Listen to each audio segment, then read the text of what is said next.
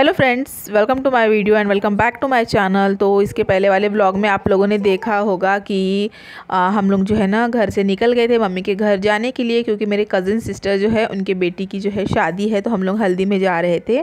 तो दोपहर से निकले थे हम लोग और हम लोगों को पहुँचते पहुँचते रात हो गई, 7 सवा 7 बज गए थे ट्रैफिक की वजह से जो है। तो यहाँ पे हम लोग घर में पहुँच गए हैं और ये आ गई मेरी मम्मी, जो कि रेडी होके तैयार एकदम बैठी हुई थी जाने के लिए। और हम लोग जा रहे थे इसलिए थोड़ा देर तक रुक गए थे।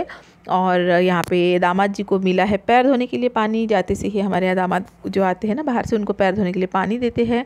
तो बस हम लोग यहाँ पे मम्मी के घर में पहुँच चुके हैं और आते से जो है ना सब लोग रेडी होकर बैठे थे घर पर। मैं अभी आपको दिखाती हूँ कैमरा से। सिर्फ हम लोग रेडी होने थे तो हम फास्ट से रेडी हो गए हैं। ये वाला मेरा ड्रेस है, प्लाजो कुर्ती सेट जो मैंने ख़रीदा था कल।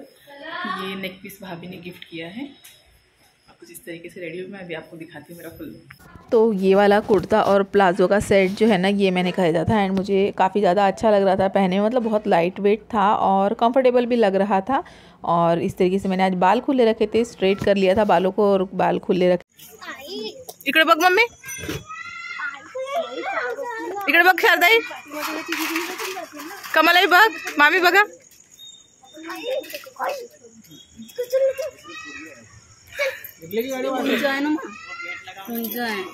तो एक्चुअली जो है ना एक गाड़ी में इतने लोग आ नहीं सकते थे, तो इस वजह से भाई ने पहले ही एक 4 व्हीलर बुला के रखी थी। तो जितने भी सीनियर सिटीज़न थे ना, जैसे मामी, बड़े मम्मी लोग और मम्मी लोग, ये सारे लोग एक गाड़ी में चले गए। और हम लोग भाई भाभी, मैं, विवेक जो है, टप्पू, पीकू, हम सब मिलके ये वाले हम जिस गाड़ी से गए थे हम लोग उस गाड़ी में हम लोग चले गए थे।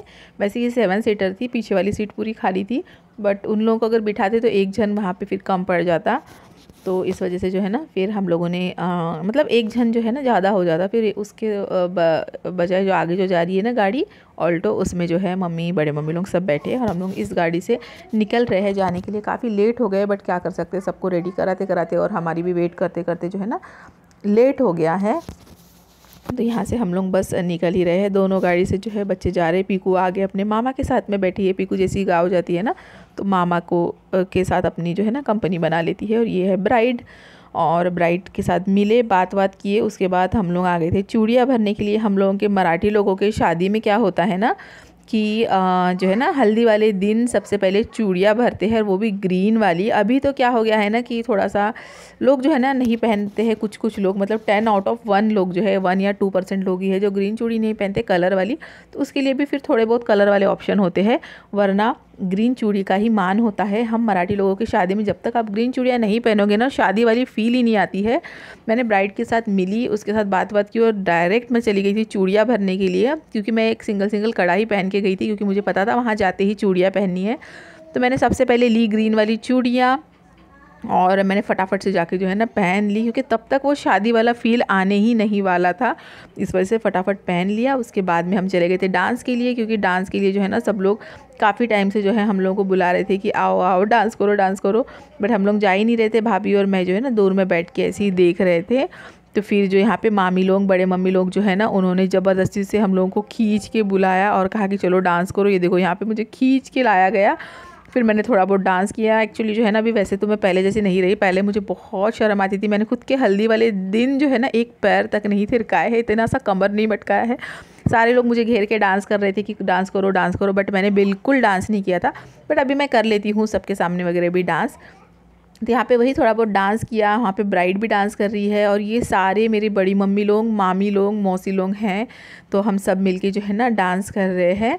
यहाँ पे डीजे पे म्यूज़िक चल रहा था, बट मैं वो म्यूज़िक नहीं लगा सकती, क्योंकि वरना मेरा पूरा वीडियो बर्बाद हो जाएगा, मुझे कॉपीराइट आ जाएगा। इस वजह से आप सिंपल म्यूज़िक के साथ हम लोगों के डांस को जो है वो एंजॉय कीजिए। मैंने किसी और के हाथ में कैमरा दिया था, तो उसने जिस हिसाब से शूट किया है।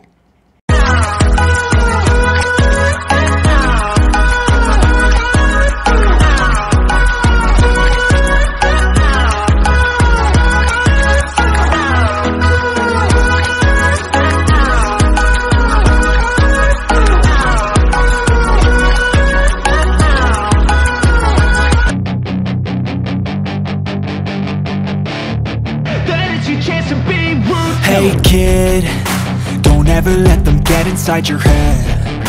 They'll tell you what to do in life instead of everything you know that you could get. Don't let them guide your life towards regret. I'll fight for what I love with every breath. My past is filled with things I won't forget.